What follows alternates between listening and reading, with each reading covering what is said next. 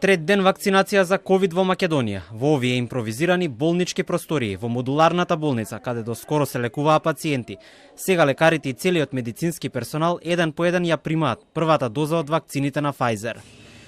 До сега повеќе од 400 здравствени работници од ковид центрите ја завршија половина од работата и за 3 недели ќе дојдат повторно да ја примат и втората доза, со што тие веќе ќе се водат како лица со имунитет на вирусот.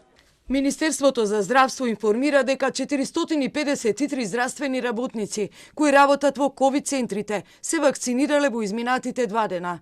Имунизацијата на медицинските работници се одбива непречено и со полн капацитет во модуларната болница на клиниката за инфективни болести во Скопје, каде се поставени 6 вакцинални позиции, се работи во 2 смени од 8 часот наутро до 20 часот од понеделник до сабота.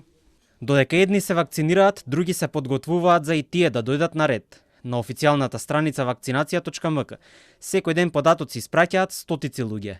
Сега бројката на граѓани кои изразиле желба за вакцинација е повеќе од 53.000, а 32.000 лица над 70 годишна возраст. Тоа го направиле преку матичните лекари. Но дополнителни вакцини Македонија за сега нема. Нарачаните веќе ги очекуваме. Дополнителни не нарачуваме за да немаме вишок, вели премиерот Заев, на прашање дали ги игнорираме руските вакцини како опција. Тоа што е уплатено или договорено со Кина, тоа што го имаме како понуда со соседите, дел помогна, дел се уште понудите се отворени.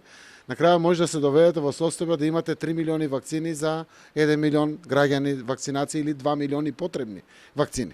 Се работи за скапа, многу важна работа. Дел од вакцините се движат, знаете, цените ги има по јавноста, јас и не смеам да ги коментирам заради confidential или подпишаните договори, но се работи за огромни народни пари. Така да не смееме да си дозволиме ништо што е друго освен сериозност околу постапките за набавки на вакцини. Следна вакцина која што се очекува да пристигне кај нас е кинеската Sinopharm, пратка од 200.000 дози наменети за 100.000 граѓани. Информациите од Министерството за здравство велат дека истата ќе пристигне на Скопскиот аеродром, и тоа најдоцна за 10 дена.